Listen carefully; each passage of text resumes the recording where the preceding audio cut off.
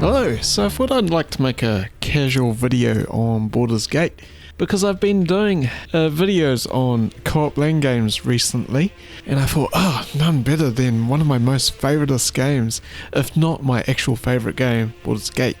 A game which is so expansive and deep, with so much to explore in terms of location, character, gameplay mechanics. And despite me playing this game for nearly 20 years, oh god, how did that happen?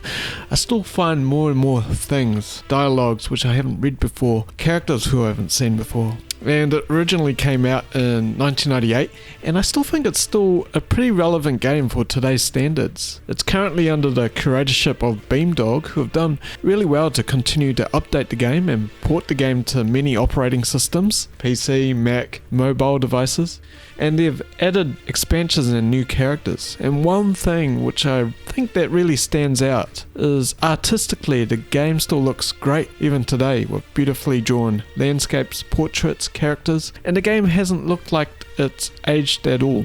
So in my mind, this game falls in the tactical RPG genre, as you'll get to control a party of up to 6 characters, and it's got a mechanic which I feel like I don't see too often anymore, which is real time with pause, aka RTWP. These sort of tactical RPG games or strategy games I feel are turning completely either to real-time only or turn-based combat only, whereas the real-time with pause, it's got a really good mixture of the two, which allows for that gripping action you get with real-time games, but also the strategic depth that you only might see with a turn-based combat. And on top of this underlying mechanic is open world, brimming with content to be discovered, items and treasures to be found, and a story which can only be described as an epic, an adventure which has its humble beginnings and goes with essentially a marathon into godlike proportions. So yes, it can definitely be played in multiplayer with up to 6 people as a co-op experience. You get a few different options as well, as each player can create their own character, or use the various NPCs that are found in the game. And as the party can be up to 6 characters, if you have less than 6, each player can control more than one character. So me and my friend, we generally control 3 characters each.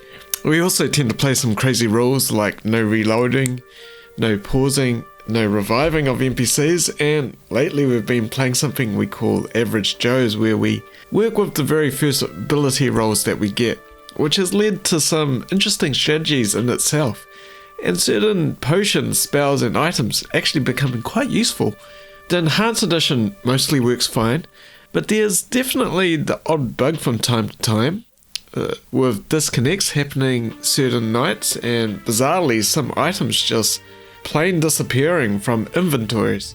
But other nights, the game works great and we have no issues at all. Now, is it a good game for multiplayer?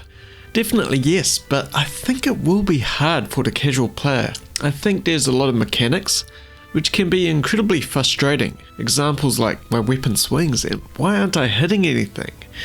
There are multiple insta deaths from the game, from traps and other things, which can feel like incredibly cheap shots, and spells which make you totally lose control of your character.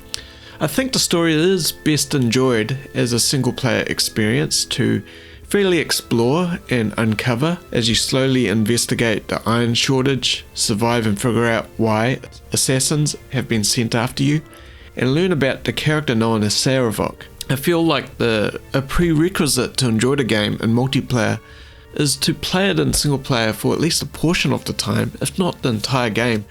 The game is a bit of a commitment, but definitely worth it. I thought I'd do some character creation tips. So you've decided to play, but if you're like me, you might get stuck at character creation, paralysis by analysis, and a big cause of what's known as restartitis, where you start playing the game, a few hours in, you want to change to a new class or character. It's a reason I like playing no reload runs, is you will get to play new classes, but don't worry, if you're playing with a full party roster, you'll get to experience all the classes through NPCs. So a quick tip is I could easily spend hours on character creation. The class you'll choose will have the biggest impact. The game is balanced for a full party, and that includes a fighter, a thief, a cleric and a mage, at least one of each of those. But ultimately the game is winnable with any combination of character classes, even if you play solo. But you'll certainly have an easier time with certain classes. From what I understand, certain skills from tabletop D&D didn't make it over to CRPG, which makes certain classes like rangers being less effective than they otherwise would be. As the game is more combat focused, going with a plain fighter, or a fighter drilled into another class, or a fighter multi-class with something else are pretty safe bets.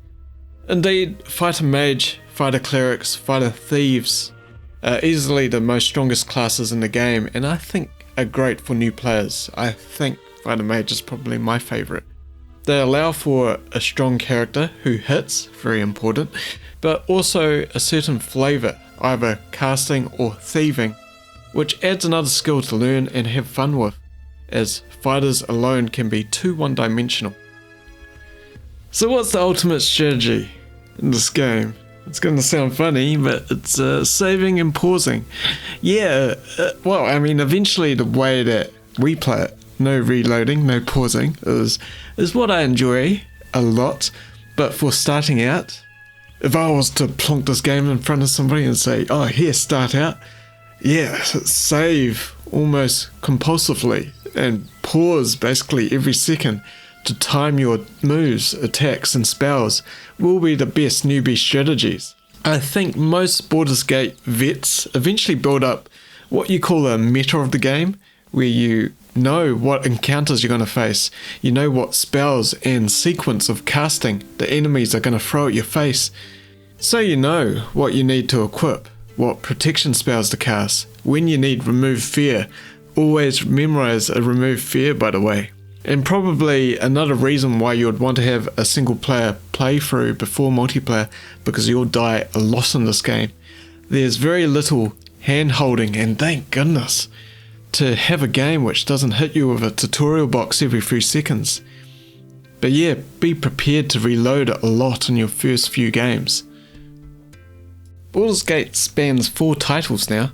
Baldurs Gate 1, Baldurs Gate 2, Throne of Ball and Siege of Dragonspear, and I say it in that order, which is the publication order, because in my opinion that's the best way to play it. Even though Siege of Dragonspear, SOD, is supposed to connect the first game into the second, when I played it, and I really enjoyed it, because it gave new mechanics to the game and got to see some things which I never thought the engine could even handle, just the sheer amount of characters on screen at the same time. But I feel like there's some what I call mystery breaking parts.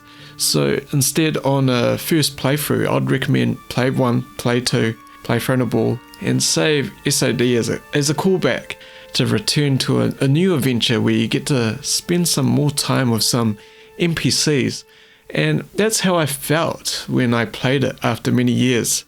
It felt like I was catching up with some old friends to embark on a new journey. Playing the entire catalogue, it's easily over 100 hours, and that would just be doing the main quests. Throw in all the side quests and you can easily triple that number of hours. The game, the Enhanced Edition, has 7 difficulty modes. The original started with 5. With middle difficulty, which in my opinion is the most fairest, is the core rules.